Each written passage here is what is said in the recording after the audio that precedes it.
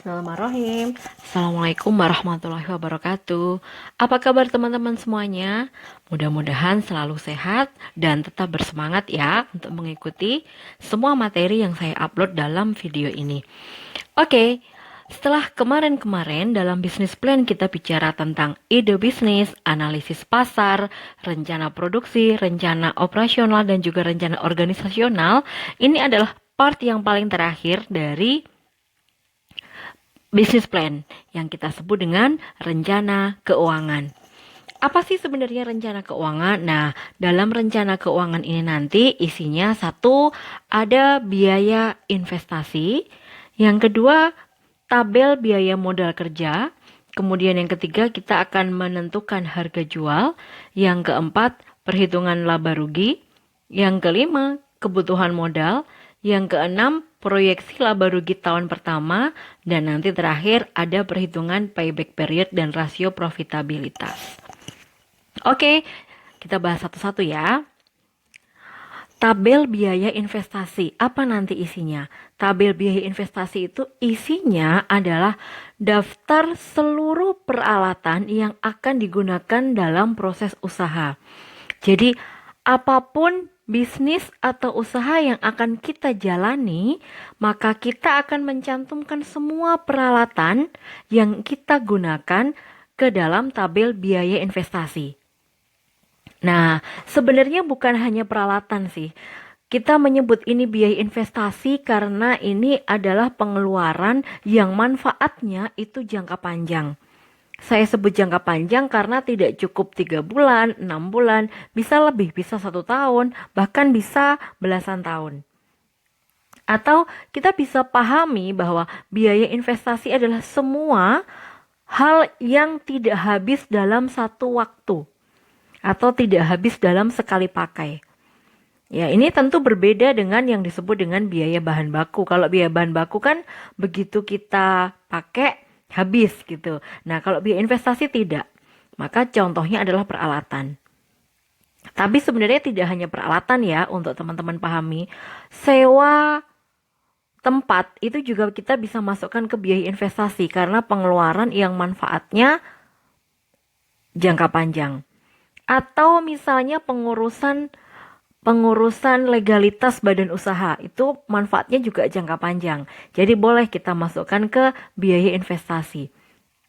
Atau teman-teman sudah menetapkan biaya iklan. Kenapa masuk ke biaya investasi? Karena ini jangka panjang. Biaya iklan itu dikeluarkan pertama memang besar, tetapi dia dampaknya akan jangka panjang. Misalnya teman-teman membuat sebuah video iklan yang ditayangkan ke media sosial secara terus-menerus, itu kan dampaknya akan jangka panjang. Intinya adalah semua hal atau semua barang atau semua pengeluaran yang tidak habis dalam sekali pakai, kita masukkan dalam biaya investasi. Oke. Tabel kedua adalah tabel biaya modal kerja. Apa isinya?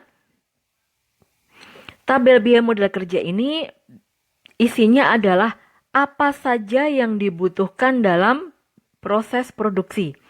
Biasanya yang masuk ke dalam biaya modal kerja adalah bahan baku dan juga bahan penolong. Bahan baku itu apa? Bahan baku itu adalah bahan atau barang yang dia akan menjadi yang mendominasi dari sebuah produk. Contohnya kalau roti berarti bahan bakunya adalah tepung dan telur serta gula misalnya. Lalu bahan penolong itu apa? Bahan penolong itu yang masuk juga dalam biaya produksi. Dia ikut dalam barang itu terlihat, tetapi dia tidak bisa diukur per unitnya. Gitu, tidak bisa diukur per unitnya. Misalnya kalau tepung terigu gitu ya, tepung terigu 1 kilo kita bisa untuk membuat 10 donat. Tapi kita nggak tahu nih, kalau satu donat itu akan menyerap minyak ketika digoreng itu berapa, itu nggak tahu. Karena itu minyak goreng dalam proses pembuatan donat itu kita masukkan ke dalam biaya masukkan ke dalam bahan penolong. Itu ya. Tabel yang kedua adalah tabel biaya modal kerja.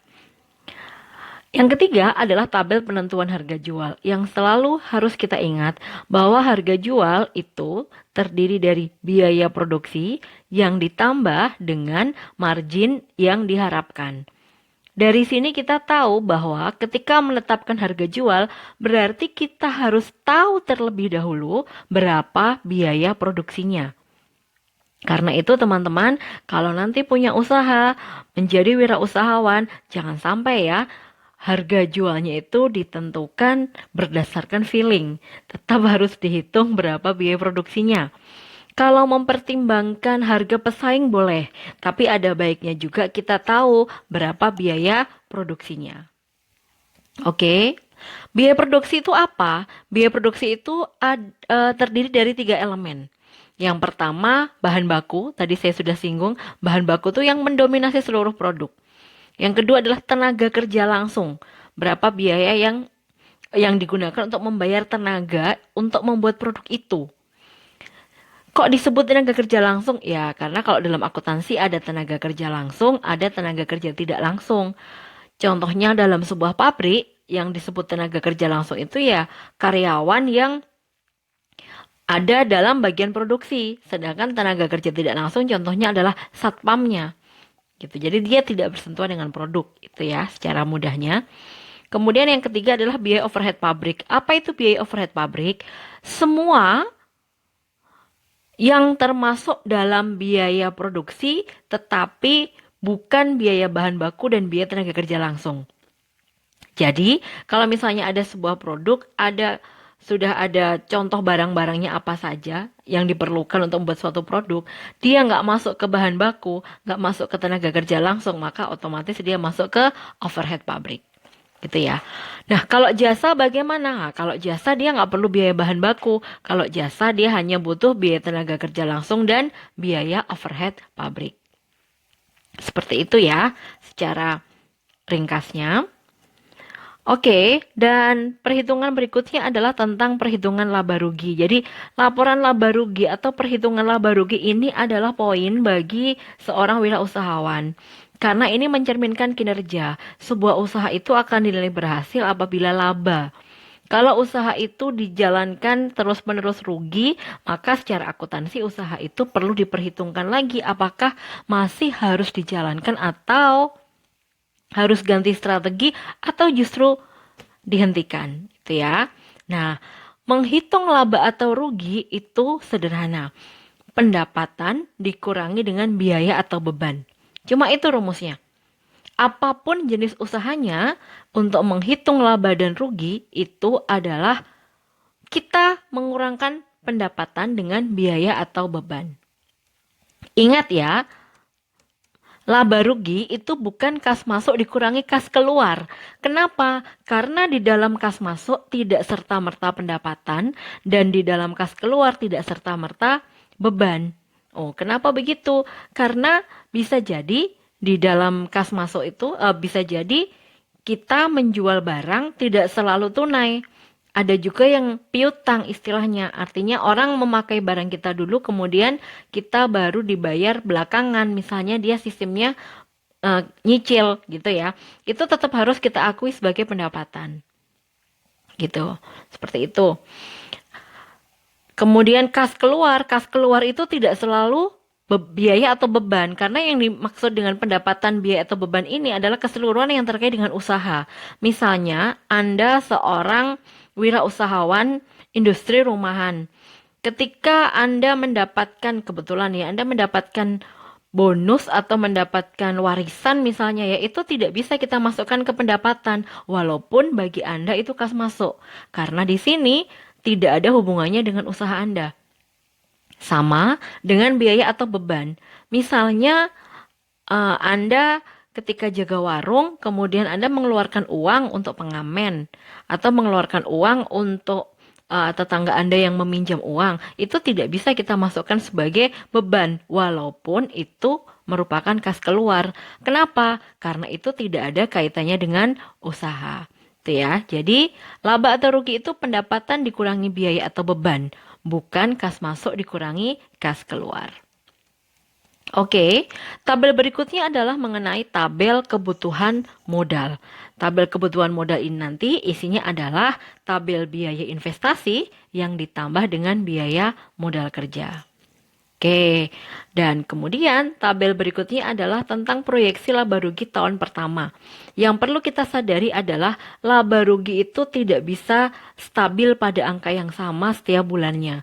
Bisa jadi di awal usaha labanya itu kecil atau malah rugi. Nggak masalah, namanya juga usaha untuk dirintis ya. Tapi yang penting yang perlu diperhatikan adalah harus selalu ada peningkatan laba atau perubahan laba itu setiap bulannya. Jangan sampai kalau rugi-rugi terus atau tinggi, labanya tinggi terus secara terus-menerus, tapi ternyata kita salah perhitungan atau salah pencatatan. Itu jangan sampai seperti itu. Jadi yang diharapkan adalah labanya itu memang stabil gitu ya. Nah, tabel proyeksi laba rugi tahun pertama ini diperlukan untuk kita tahu sebenarnya usaha ini yang akan mau dijalankan itu bagaimana perkiraan kesuksesannya selama 1 tahun ke depan. Kira-kira seperti itu. Dan terakhir, kita akan bicara tentang perhitungan payback period dan rasio profitabilitas. Apa itu? Payback period adalah berbicara tentang kapan modal akan kembali sepenuhnya. Jadi misalnya modal total yang dikeluarkan itu adalah 10 juta, kapan kita akan mendapatkan 10 juta itu kembali? Gitu.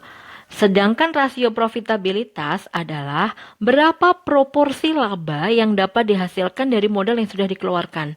Kalau saya mengeluarkan 10 juta untuk usaha ini, maka bulan pertama saya dapat laba berapa?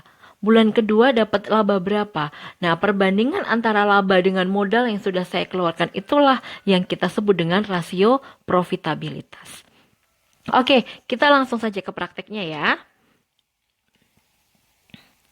Ya, oke.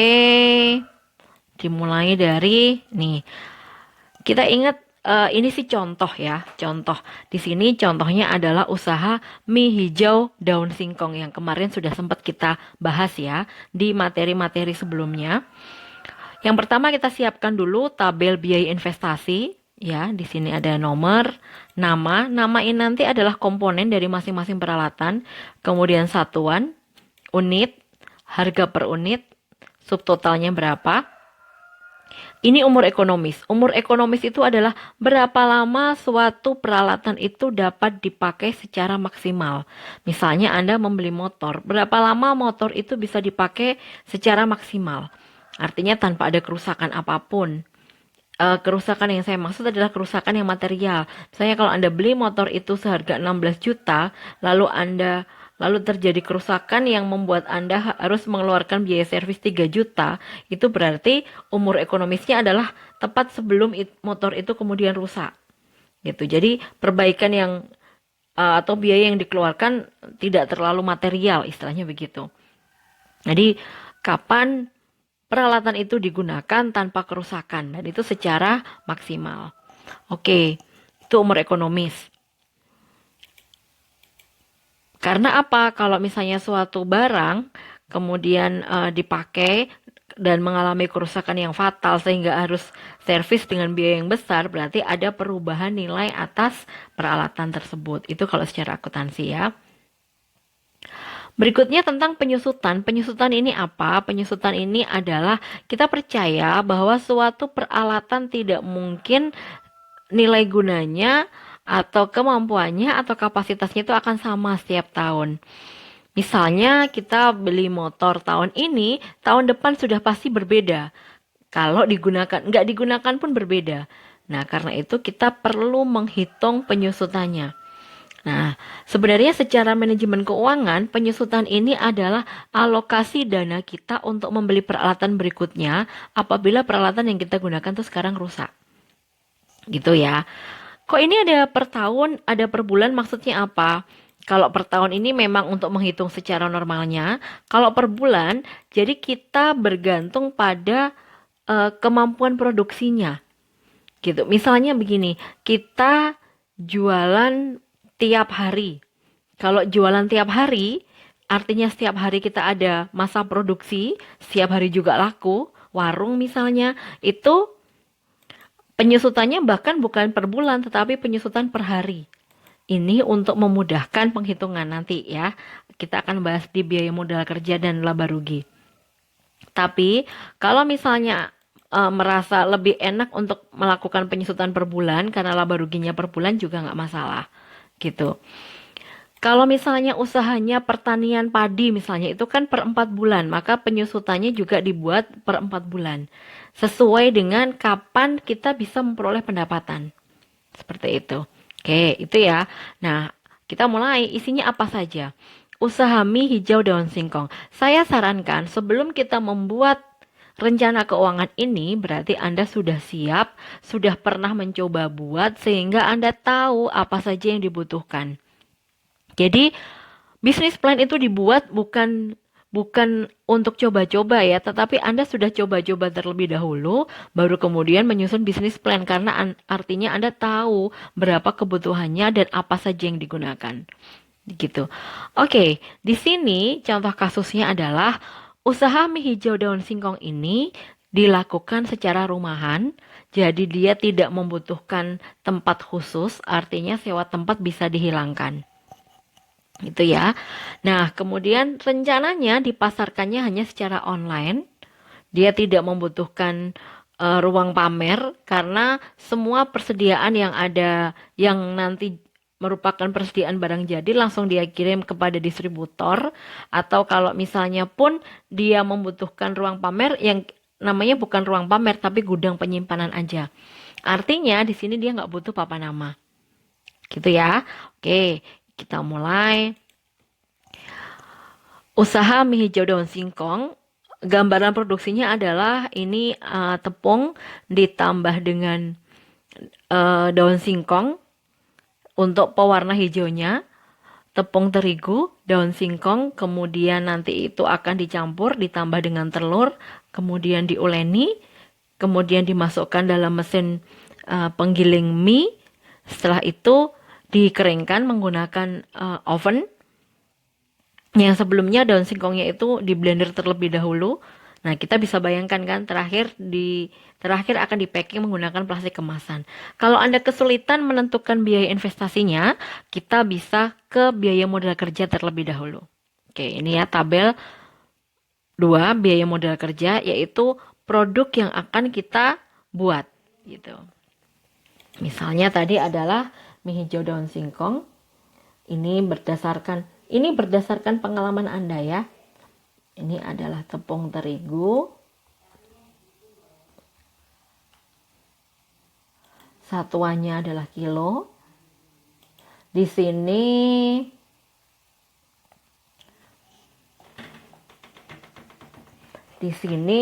unit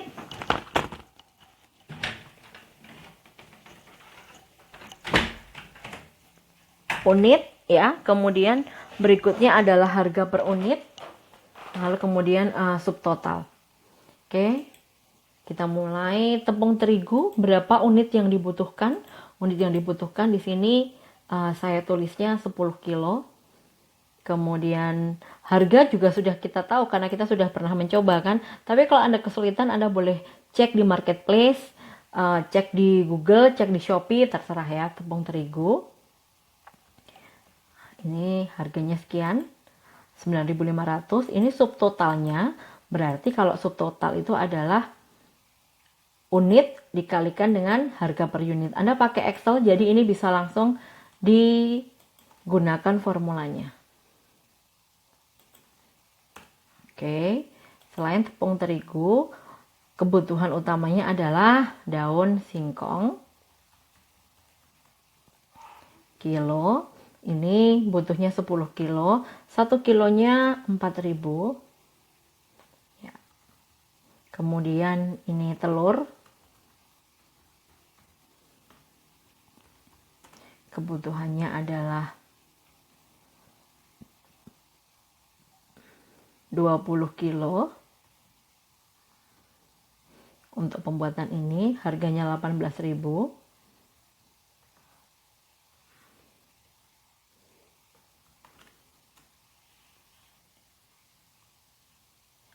Kemudian butuh lagi garam. Garamnya ini 1 sachet.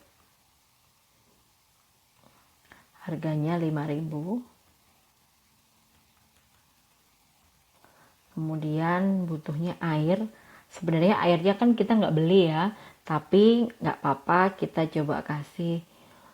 Kalau airnya memang tidak menggunakan air mineral, kita cantumkan saja, tapi tidak dituliskan nominalnya.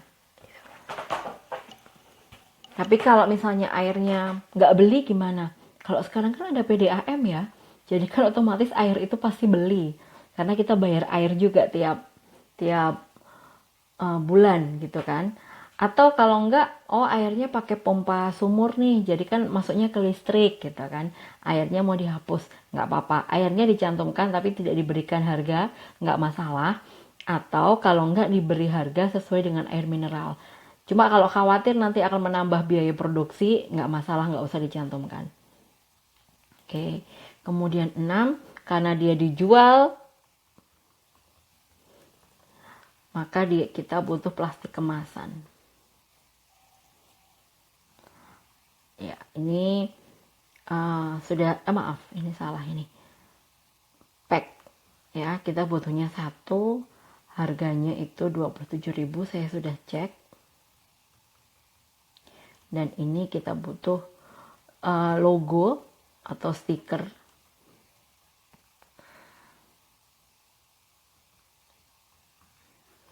Ya,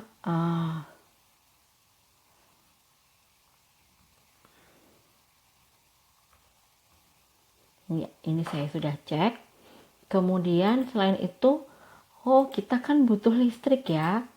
Kenapa? Karena nanti kan akan di oven gitu kan terakhirnya, untuk alat press juga. Nah, listriknya ini kan menjadi satu sama rumah. Karena itu kita ambil satuannya namanya lamsam. Nah, karena kita tidak bisa tentukan, maka kita perkirakan saja kira-kira berapa. Oh, sebulan itu listrik di rumah saya 327.000 misalnya. Oke, saya paling kan saya pakai listriknya untuk apa? Untuk blender, untuk alat press, kemudian untuk oven gitu kan. Ya, katakanlah saya nyumbang 50.000 lah gitu. Ya, oke. Tuh misalnya, ini perkiraan. Lalu 9, apalagi nih? Kan butuh untuk memasaknya. Butuh apa lagi? Kompor butuh nggak? Kalau kompor nggak butuh ya, karena prosesnya itu minyak setelah jadi minyak kan langsung di oven. Setelah oven kan langsung di packing gitu, jadi kan dia nggak butuh masak sama sekali. Tapi kalau misalnya ternyata teman-teman ada usaha yang membutuhkan kompor, yang perlu diingat adalah tabung gas itu nggak habis sekali pakai, jadi dia masuknya ke peralatan. Tapi kalau gas itu masuknya ke biaya modal kerja. Kenapa? Karena dia langsung habis gitu. Oke, nah apalagi nih, misalnya pulsa ya. Sama, ini juga perkiraan saja. Karena kan saya mau promosi gitu kan. Pulsa, ya katakanlah 50.000. Oke. Nah, yang perlu Anda ingat, menyusun biaya modal kerja itu harus detail. Ya, apapun yang Anda butuhkan. Kalau misalnya Anda punya warung sendiri, Anda butuh sabun cuci, Anda butuh alat pel, Anda butuh, itu semuanya sebaiknya Anda cantumkan. Bu, bagaimana ini caranya? Karena kan saya nggak tahu nih nanti satuannya berapa gitu kan.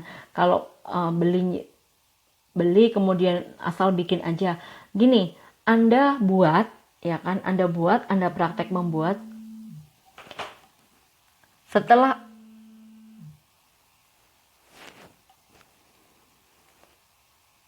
Anda buat, itu kemudian Anda akan lihat jadinya berapa. Nah, percobaan itu yang kemudian Anda cantumkan di biaya modal kerja ini. Kalau misalnya di percobaan itu dengan tepung 1 kilo, dengan bahan-bahan yang ada itu hasilnya misalnya 10, berarti kan kalau Anda targetnya mau 100 tinggal dikalikan 10. Yang perlu Anda ingat adalah biaya modal kerja ini semua bahan habis pakai yang Anda gunakan, itu masuk ke sini. Ya, oke. Jumlah. Nih ya, jumlah. Kita jumlah tinggal di drag. Oke. Nah, kita perlu tahu nih unit yang dihasilkan itu berapa. Misalnya di sini adalah 100 kemasannya.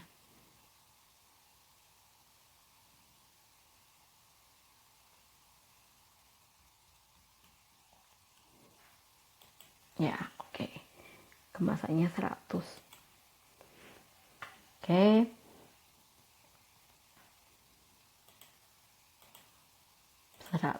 Itu ini adalah unit yang dihasilkan. Jadi dengan biaya 642.000 ini, biaya modal kerja ya, itu kita akan dapat 100 packing misalnya. Oke. Terus kita masuk ke investasi ya, karena tadi investasi kita nggak inget, mudah-mudahan sekarang ingat sambil membayangkan proses minyak. Apa yang dibutuhkan? Oh, karena daun singkong harus di blender, maka butuh blender. Cek nanti ya harga blender berapa. Saya sudah coba cek, harganya sekitar 300.000. Ini juga bisa kita atur dulu supaya menjadi rupiah di sini. Nah, subtotal juga bisa kita atur supaya dia merupakan D5 dikalikan dengan E5. Nah, rumus ini kemudian nanti di drag. Ya. Blender, kemudian kita butuh apa lagi? Kan kita butuh panci. Ya. Untuk apa ini tadi? Tempat terigu dan sebagainya. Berapa kira-kira? Ya, butuh 5 buah lah. Harga panci anggaplah 20.000. Teman-teman boleh searching ya. Searching dulu. Kemudian yang ketiga, butuh pisau mungkin untuk memotong daun singkongnya terlebih dahulu. Ya, satu aja. Harganya 15.000. Terus apalagi yang dibutuhkan? Mangkok ya. Mangkok. Oh, sudah diwakili oleh panci. Jadi untuk ngadonnya nanti. Atau kita butuh baskom. Baskom yang besar. Misalnya harganya 65.000. Oke. Kemudian kita butuh apa lagi? Mixer. Karena untuk meratakan itu tadi ya, kita butuh mixer. Satu. Dan ini mixer harganya. Oke. Setelah di adon ya kan, Anda bisa bayangkan prosesnya. Ini terigu semuanya. Apakah harus detail juga? Iya. Jadi kita semua belajar ketika membuka usaha itu jangan mencampurkan barang milik rumah atau milik pribadi dengan barang usaha. Harus mulai dipisahkan. Jadi kita akan tahu bagaimana kemajuan usaha kita nanti. Oke. Tadi mana tadi? Mixer sudah. Setelah itu kita butuh nampan atau mungkin tampah ya. Karena untuk ini setelah jadikan baskomnya masih bisa dipakai di mixer. Kita butuh mesin penggiling mie. Ya, buah. Satu. Harganya 150.000. Kemudian kita butuh apa lagi? Setelah digiling kan akan keluar minyak seperti itu. Untuk mengeringkan kita butuh oven. Harganya 700.000. Nah, kalau udah jadi kita butuh apa lagi? Kita butuh alat press.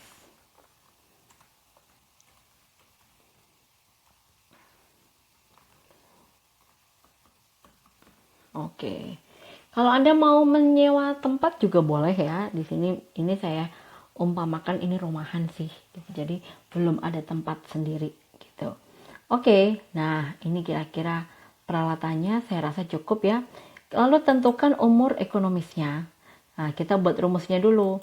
Jadi umur penyusutan per tahun adalah subtotal dibagi dengan umur ekonomis. Ya, ini karena umur ekonomisnya belum ada.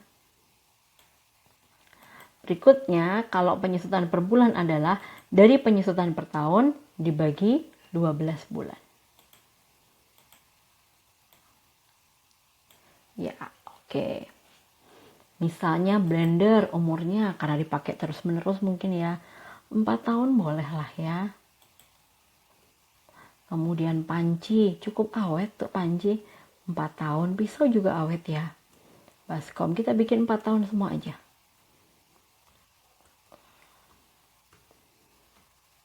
Oke, jangan lupa ini dibuat rupiah.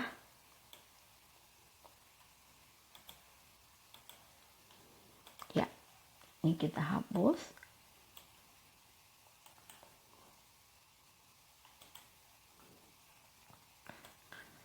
Ini dihapus, lalu akan ketemu total.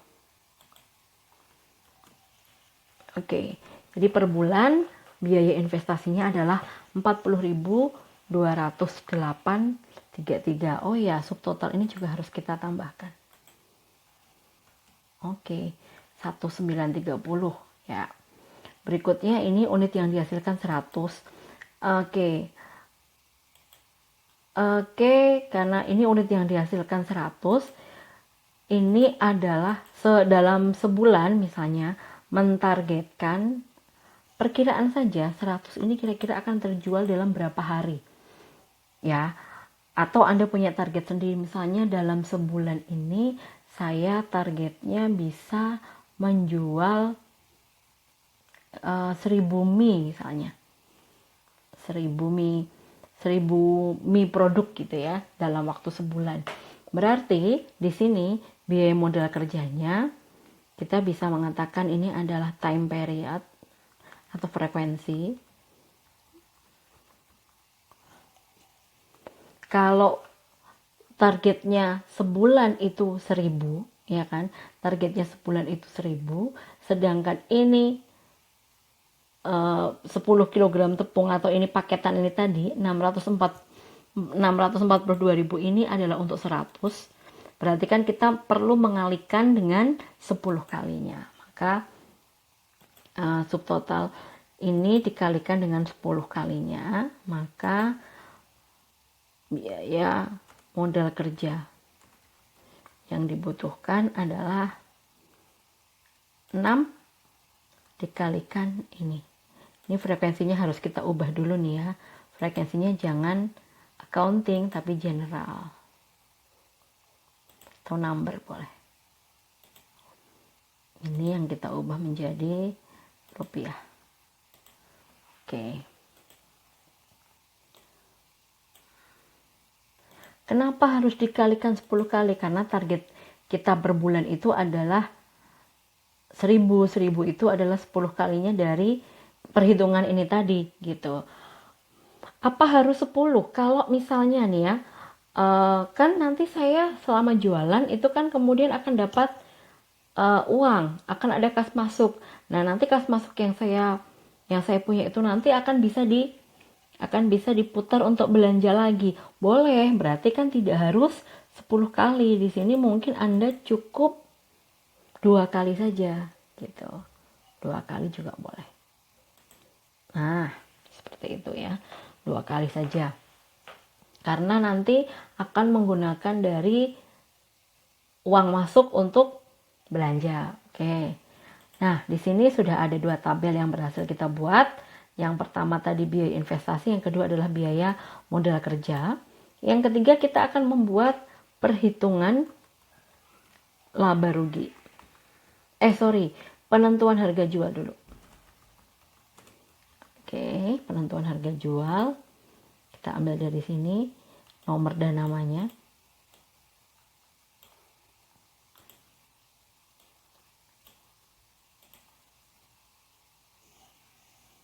Oke, tapi ini terigu dan singkongnya kita hapus ya. Tadi kita sudah belajar bahwa harga jual itu adalah bahan biaya produksi ditambah dengan margin. Nah, di sini biaya produksinya ini loh yang disebut dengan biaya bahan baku. Ya, biaya bahan baku tuh tepung terigu, kemudian daun singkong, kemudian telur, garam, dan sebagainya.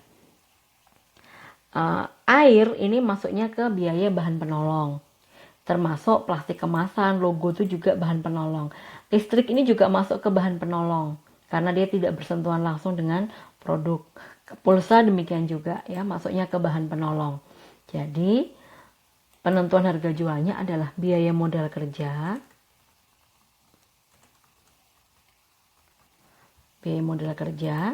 tadi ini adalah biaya modal kerja sebanyak 642.000 itu untuk menghasilkan 100 packing. Nah, target kita kan juga per bulan ya, berarti per bulan itu kan 1.000 gitu. Maka di sini penentuan harga jualnya adalah yang ini, kita ambil dari sini. Karena per bulan targetnya 1.000, kita akan menghitung penyusutan per unit.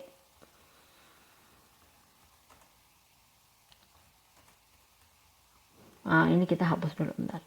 Targetnya sebulan ini adalah 1.000. Kalau nanti ternyata lebih hasilnya alhamdulillah, sementara pembaginya ini 1.000 dulu ya. Targetnya adalah number. Targetnya adalah 1.000 buah untuk dijual. Oke, targetnya 1.000, maka penyusutan per unit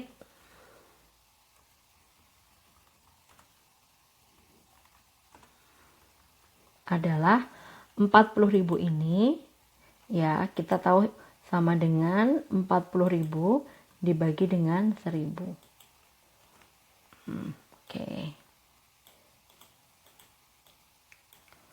Oke. Berarti per unit itu dibebani biaya penyusutan sebesar 40,21. Nah, kita sekarang hitung berapa biaya modal kerja per unit. Nah, kan dikatakan di sini 642.000, hasilnya kan 100 pack. Berarti per pack berapa? Tinggal kita hitung 642.000 dibagi dengan 100. Nah, ini ya, 6.420 ditambah dengan biaya penyusutan per unit.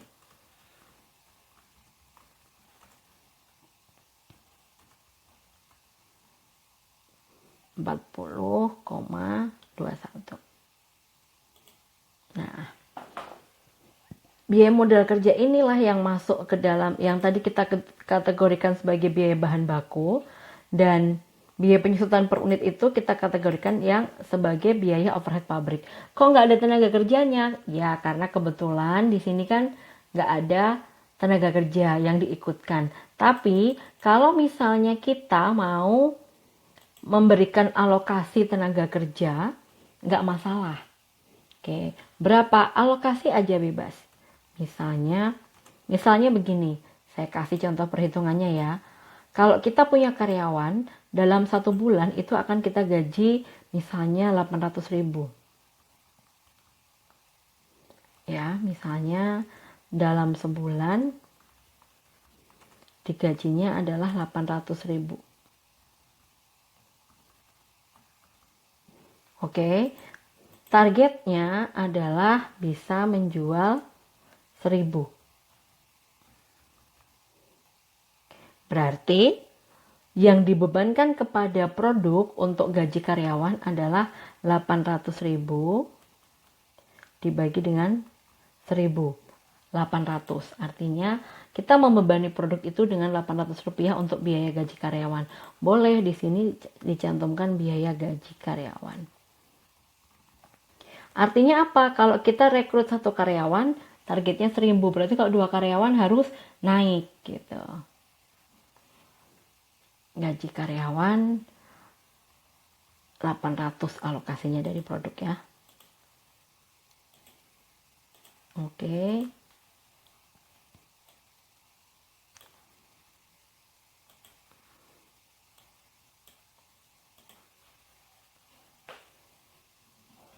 Ya, kemudian di sini adalah total.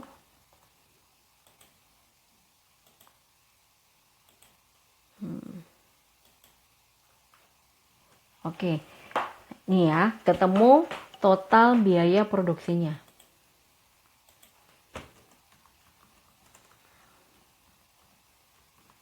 Oke, total biaya produksi.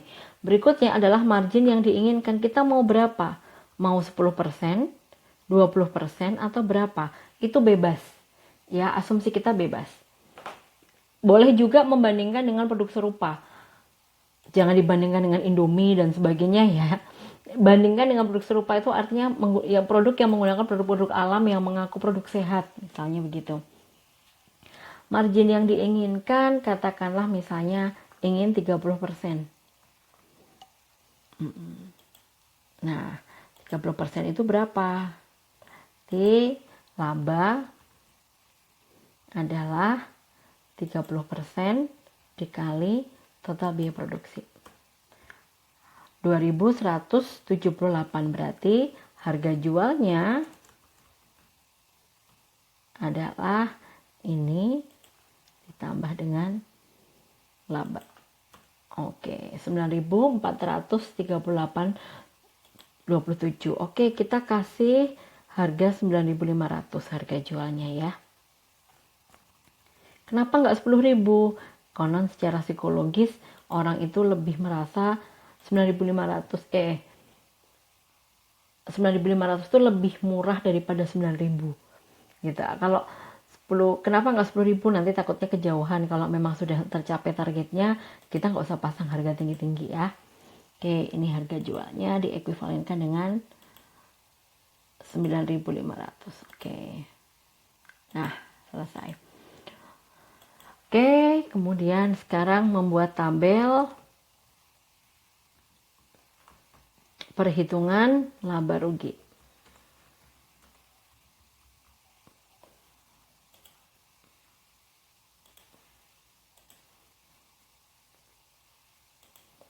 Tabel 4. Itu sebulan targetnya 1.000. Emang langsung bisa tercapai?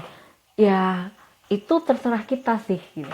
Kita mau berapapun targetnya, tapi kalau di perhitungan yang awal tadi memang yang kita pasang adalah target rata-rata capaian tiap bulan, bukan capaian pada bulan pertama gitu. Karena kenapa? Karena kalau kita pakai capaian pada bulan pertama, khawatirnya targetnya pasti akan diturunkan nih, nggak berani segitu. Nah, ini adalah yang perhitungannya adalah perhitungan dari target rata-rata keseluruhan gitu, perhitungan laba rugi. Oke, kolomnya kita minjem, kita copy. Ya, perhitungan laba rugi kita tahu laba dan rugi itu dari pendapatan dikurangi dengan biaya atau beban. Nah, di sini laba atau rugi ada di sini. Nah, ada baiknya kita cantumkan ini unit. Ini nanti untuk bermain berapa target yang akan kita inginkan.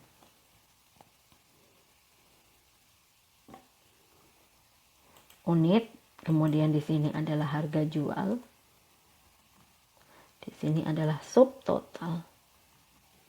Untuk menghitung nanti ya.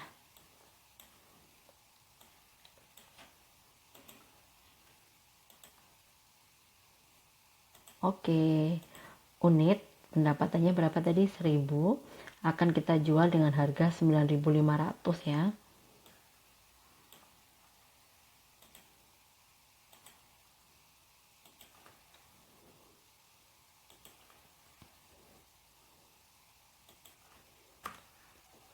Kalau misalnya promosinya pakai handphone gitu, boleh nggak handphonenya dimasukkan ke biaya modal kerja? Boleh, nggak masalah. Kalau mau dimasukkan, nggak juga nggak apa-apa. Yang jelas sebisa mungkin sudah dipisahkan antara keuangan pribadi dengan keuangan usaha. Oke, biaya yang ini yang perlu dicatat ya. Kalau penjualannya 1.000, biayanya juga harus 1.000. Tadi berapa di sini biaya produksinya? 7.000. 7, ini saya sama dengan aja. Nih ya.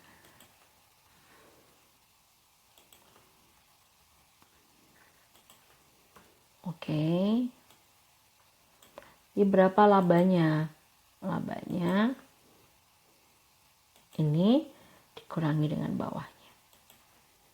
Oke, 2.239.790.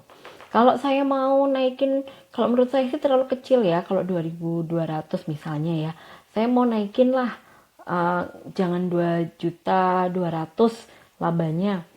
Saya mau naikin jadi misalnya 4 juta ya, berarti tinggal omset Anda yang disesuaikan gitu. Yang perlu kita pahami bersama berarti di sini ya, kalau nanti Anda jualan ya, dapat pendapatan nilainya 9.500.000, maka yang boleh Anda gunakan itu hanya 2.200.000. Kenapa? Karena yang 7.260.000 itu untuk perputaran modal. Anda harus ingat tidak boleh menggunakan modal untuk kepentingan pribadi. Ini ilmu manajemen keuangannya. Jadi yang boleh diambil hanya labanya, tidak boleh mengambil modalnya. Oke, gitu ya. Berikutnya kita akan menyusun tabel perkiraan laba rugi selama 1 tahun. Laba rugi tahun pertama. Oh ya, tahun pertama. Tabel ke 5 ya. Apa yang kurang ini? Tabel ke 5. Oke, kita lihat dulu. Saya kok lupa apa saja isinya. Udah benar belum? Apa yang kurang? Oh, kebutuhan modal tadi ya. Harusnya ini kebutuhan modal. Oke. Ini tabel kelima adalah kebutuhan modal. Kenapa penting untuk mengetahui berapa kebutuhan modal? Ya karena ini bisnis plan. Kemungkinan kan bisnis plan ini bisa kita bawa ke investor atau kreditur. Jadi Anda tahu berapa kebutuhan modalnya. Nah, kebutuhan modal. Kita copy. Kebutuhan modal diambil dari mana? Dari biaya investasi total ya, ditambah dengan biaya modal kerja total. Oke. Biaya investasi total, ingat ya, bukan penyusutannya tapi biaya investasinya. Ini ditambah dengan modal kerja yang sudah dikalikan dengan frekuensinya. Ini. Artinya kalau Anda mau menambahkan, frekuensinya mau ditambahin nggak masalah. Wah, ini kan saya mau nyari pinjaman ini.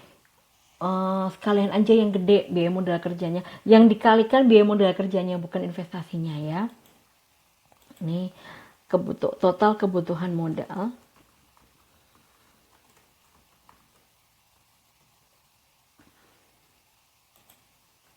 Oke. Nih total kebutuhannya 3.214.000. Kalau Anda mau misalnya, saya mau minta orang tua aja atau minjem orang tua, silahkan. Karena nggak terlalu besar ya. Menabung sendiri juga boleh. Gitu. Kemudian ini tabel ke-6 itu perkiraan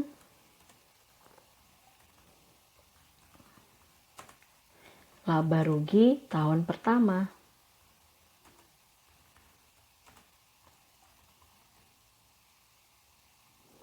Nah, ini tabelnya perlu kita turunkan. Kolom barisnya. Ini juga kita turunkan.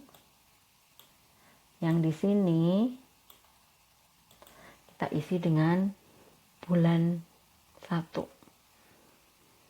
Nah, okay.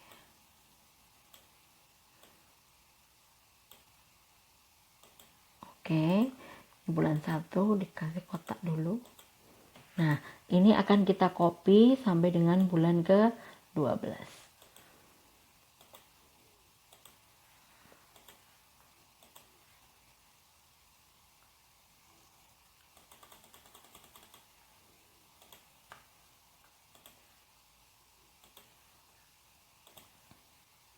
Sambil dirapikan nanti.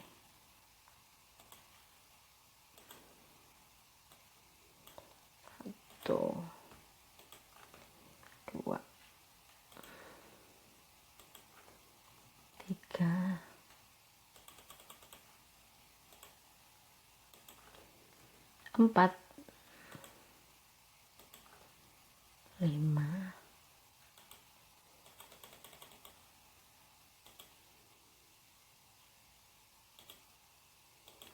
6, 7. Oke, masih 5 lagi ya. 5 kali 3 berarti butuh 15 kolom lagi.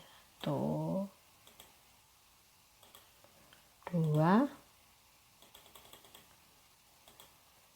3, 4, 5. Oke. 2, 3, 4, 5, 6, 7. Yang ini berarti bulan 8. Yang ini 9.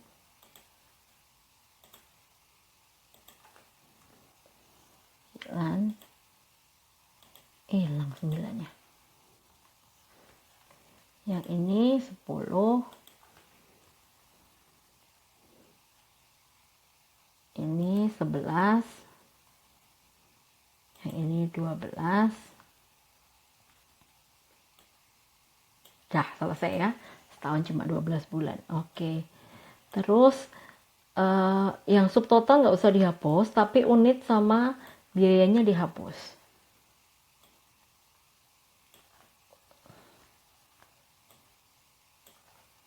Ya, nanti sambil dirapikan tabelnya.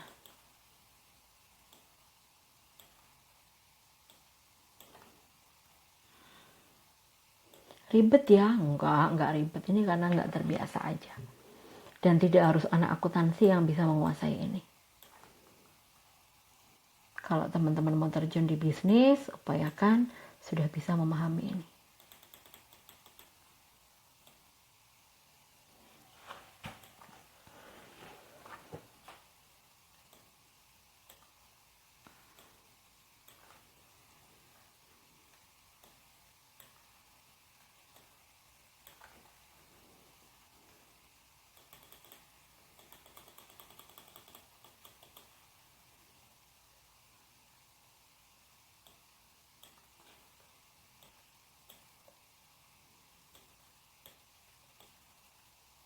Oke.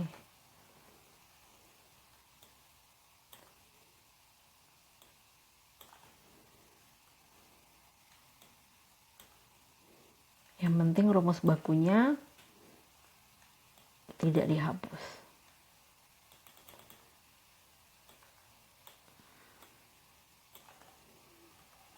Oke.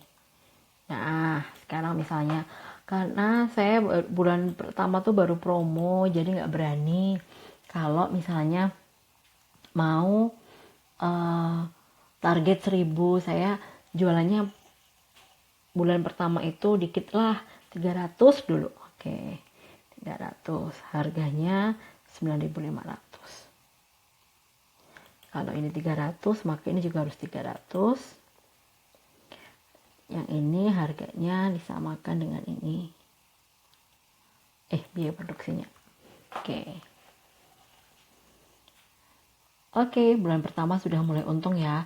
Kalau teman-teman mau pakai promosi, maka biaya promosi itu nanti mengurangi laba atau rugi. Jadi misalnya begini, teman-teman mau promosi nih, kalau misalnya ini kan kita tahu nih, biaya laba yang dihasilkan itu per unit ya, laba per unit kita cantumkan.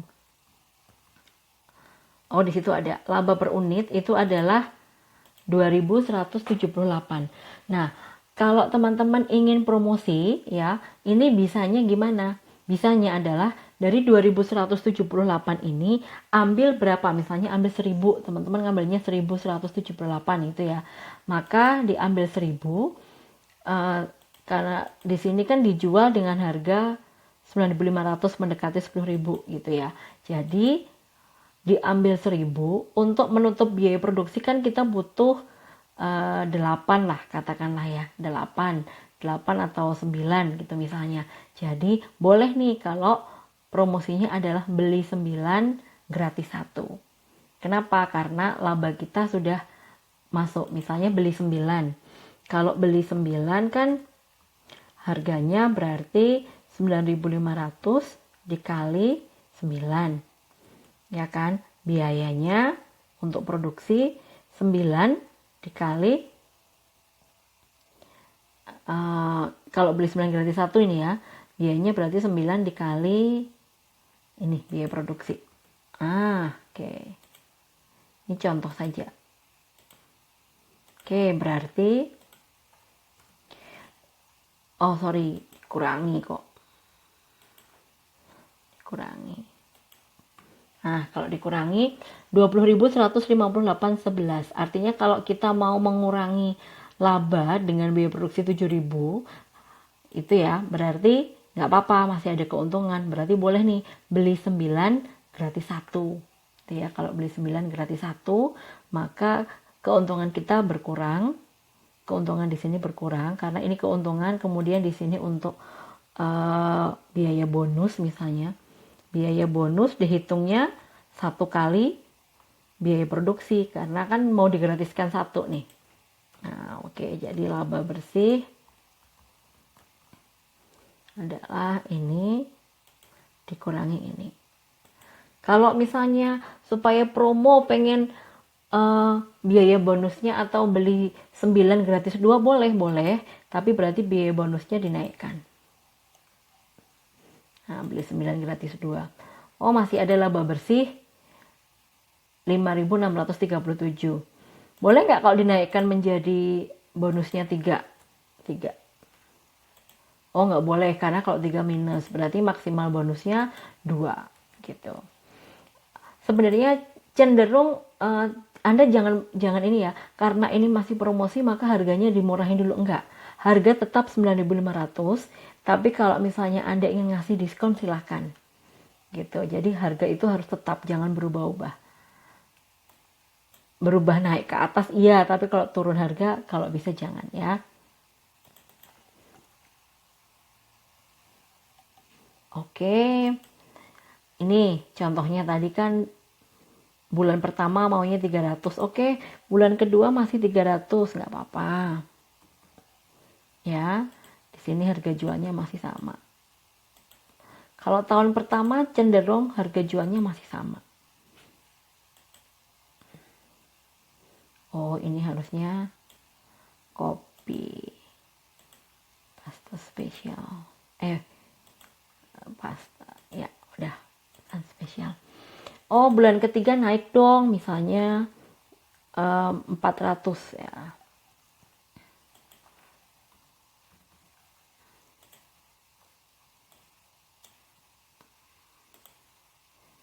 Masih sambil terus promo teman-temannya misalnya ya.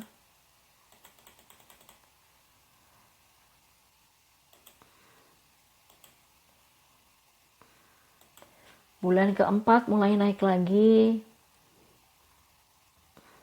Ini menentukan naik enggaknya gimana sih? Ya itu sebenarnya perkiraan biasa aja sih. Ngelihat pasar juga. Bisa jadi bulan pertama tuh langsung booming karena kan baru produknya. Produk baru tuh cepat sekali naik, tapi juga cepat sekali turun gitu. Jadi terserah nanti Anda mau memilih strategi yang mana.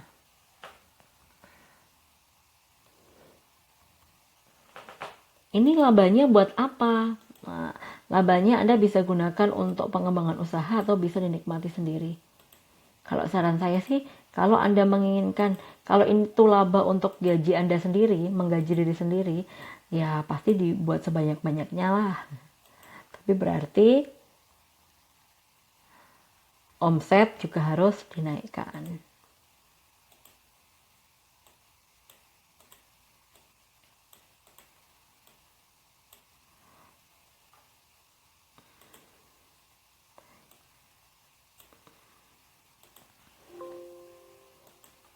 Kalau mau ternyata ada kenaikan harga produksi, boleh ada perkiraan gitu ya. Misalnya di sini perkiraan mungkin di sini sudah bisa menjual 700, tapi harga produksi naik 10%.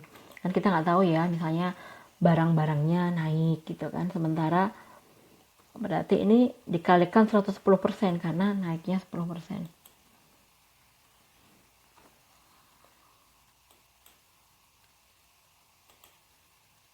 Per 100. Pak.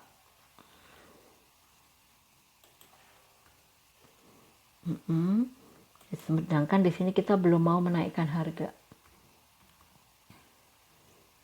Ya, bulan ke-8 tercapai targetnya.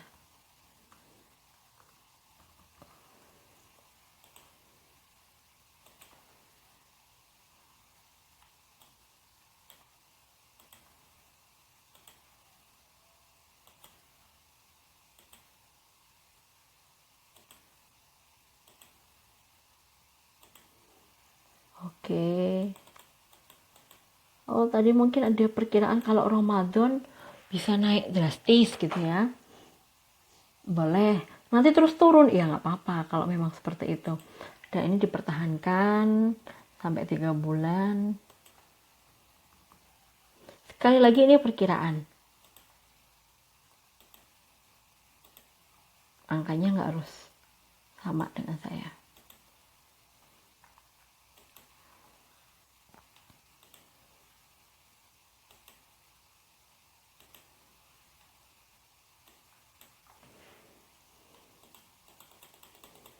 Oke, ini masih disamakan bulan ke-10.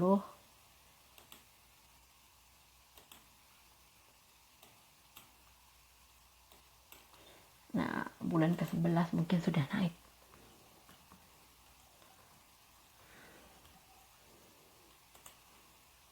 Oh, masa PSBB, masa lockdown, penjualan mie meningkat misalnya. Bisa.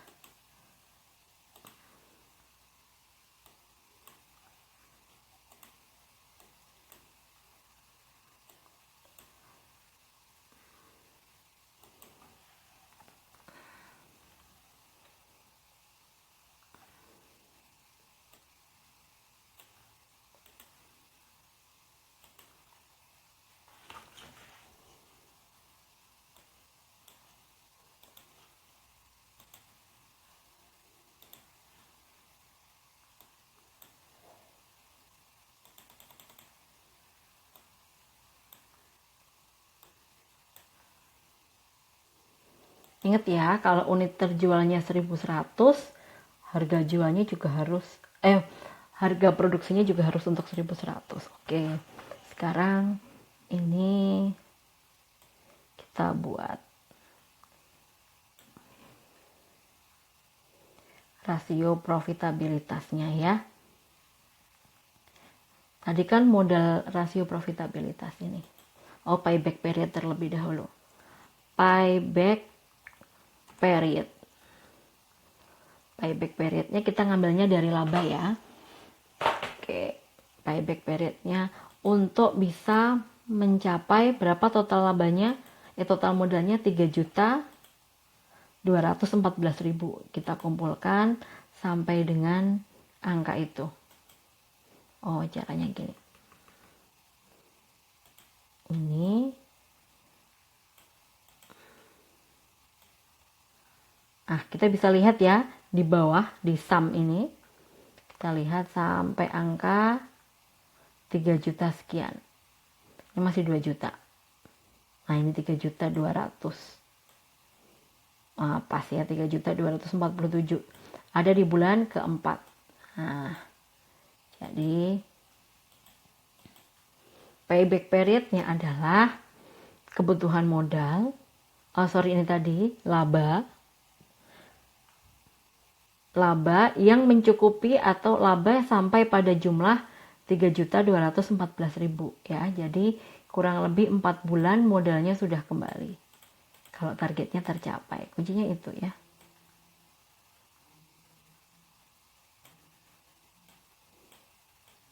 Ya. Payback periodnya pada bulan keempat. Oke. Rasio profitabilitas. Artinya gini, untuk yang payback period ini Anda bisa jelaskan nih. Kalau ada investor yang mau menanamkan ke Anda atau bentuknya CV, jadi Anda merupakan sekutu aktif, investornya itu adalah sekutu pasif atau iya benar ya, sekutu pasif, Anda yang aktif, maka Anda bisa katakan modalnya itu akan kembali dalam waktu 4 bulan gitu ya. Dalam waktu 4 bulan ini contohnya bukan dari omset tetapi dari laba dan rugi. Rasio profitabilitas. Nah, ini total modal yang total laba yang dihimpun 1 tahun berapa, kita hitung.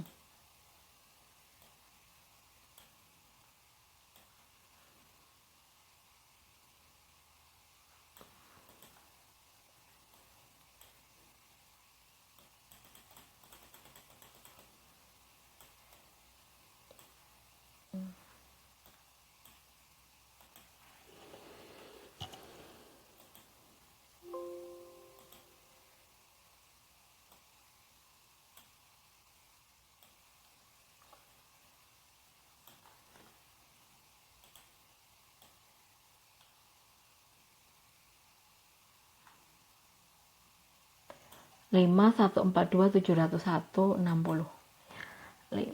Ini bisa di, tadi kok nggak bisa nih auto sum saya nih ya.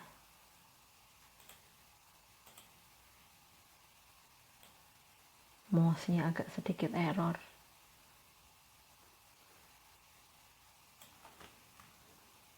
Oke, ini ya, ini kita tarik ke sini. Rasio profitabilitasnya cukup tinggi ya, karena modalnya hanya 3 juta sekian gitu ya. Tentu saja dengan perputaran yang ada, laba yang dihasilkan atau yang diperoleh mencapai 5 juta, artinya sangat tinggi profitabilitasnya ya. Oke teman-teman, seperti itu materi tentang rencana keuangan kita pada kali ini. Kalau teman-teman masih ada kebingungan, masih ada pertanyaan, boleh silahkan ditinggalkan di kolom komentar ya. Oke, terima kasih. Sekian dari saya. Assalamualaikum warahmatullahi wabarakatuh.